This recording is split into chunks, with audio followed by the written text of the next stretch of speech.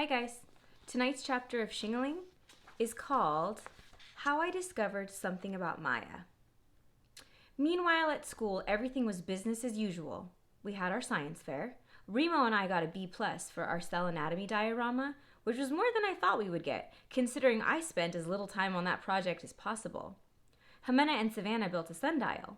The most interesting one was probably Augie and Jack's, though. It was a working lamp that was powered by a potato.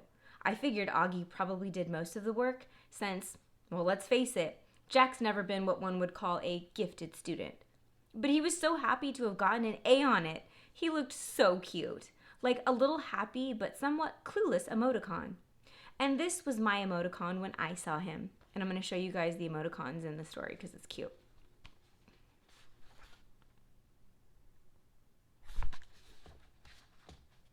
By the end of February, the boy war had really escalated, though.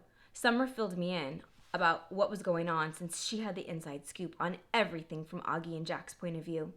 Apparently, and I was sworn to secrecy, Julian had started leaving really nasty yellow Post-it notes for Jack and Augie in their lockers. I felt so bad for them. Maya felt bad for them, too. She had become obsessed with the boy war herself, though I wasn't sure why at first. It's not like she had ever made any attempts to be friends with Augie, and she always treated Jack like a goofball. Like back in the days when Ellie and I would point out how cute he looked in his artful Dodger top hat, Maya would stick her fingers in her ears and cross her eyes, as if even the thought of him repulsed her. So I figured her interest in the boy war had to do with the fact that, quirky as she was, Maya had a good heart. It was only one day at lunch when I saw her hard at work on some kind of list that I understood why she cared so much. In her notebook, where she designs her dot games, she had 3 rows of tiny Post-its with the names of all the boys in the grade. She was sorting them into columns. Jack's side, Julian's side, neutrals. "I think it'll help Jack to know he's not alone in this war," she explained. That's when I realized Maya has a little crush on Jack Will. Aw, that's so cute. "Sweet," I answered, not wanting to make her feel self-conscious, so I helped her organize the list. We disagreed about some of the neutrals, so ultimately, she gave in to me. Then she copied the list onto a piece of loose-leaf paper and folded it in half, then in quarters, then in eighths, then in sixteenths. "What are you going to do with it?" "I don't know," she answered, pushing her glasses back up her nose. "I don't want it to get into the wrong hands." "Do you want me to give it to Summer?" "Yes." So I gave the list to Summer to give to Jack and Augie.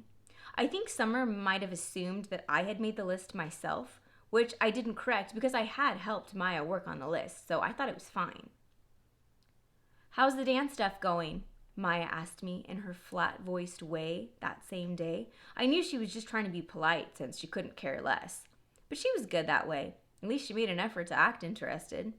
"Crazy," I answered, biting into my sandwich. "Mrs. Adnabi is absolutely insane." "Ha, Mrs. Madanabi," said Maya. "Yeah," I said, "good one."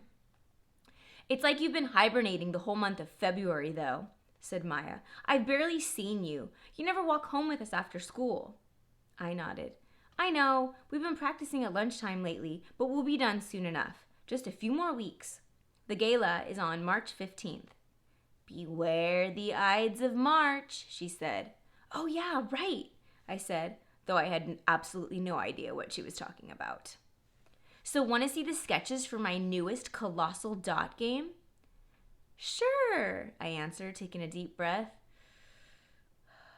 She pulled out her notebook and launched into a detailed explanation of how she had stopped using grid patterns for her dots and was now using chalk art style graphics to create murals so that when the dots got filled in, they would have a dynamic flow pattern or something like that.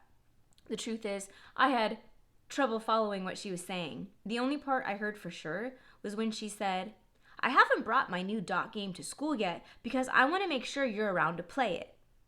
"Oh, sweet," I answered, scratching my head. I couldn't believe how bored I was at the moment.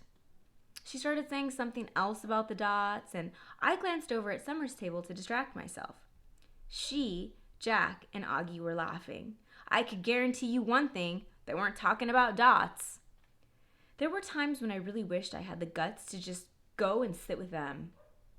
Then I looked over at the Savannah table. They were all laughing and having a good time too. Savannah, Ellie, Gretchen, Jimena, all talking to the boys at the table across from them. Julian, Miles, Henry, and Amos. "Isn't she awful?" said Maya, following my gaze. "Ellie?" I asked, because that's who I was looking at that exact moment. "No, Jimena Chin." I turned around and gave Maya a look. I knew she hated Jimena, but for some reason the way she had said it in this seething tone just surprised me.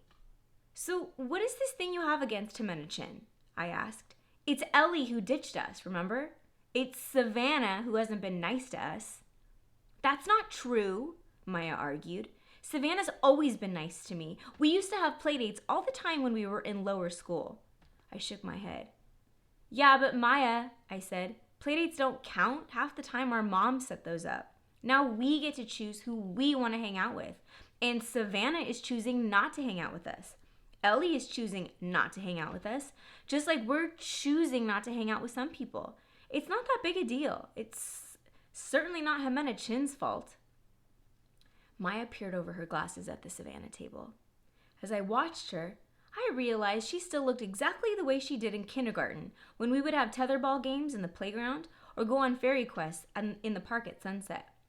In some ways, Maya hasn't grown up that much since then. Her face, her glasses, and her hair, they were almost identical to what they had used to be. She was taller now, of course, but almost everything else remained unchanged, especially her expressions. They were exactly the same. "No. Ellie used to be nice to me," she answered very surely, "just like Savannah was. I blame it all on Jimena Chin." All right, that's the end of the chapter for tonight. I will see you guys tomorrow with the next chapter of Shingaling. Good night.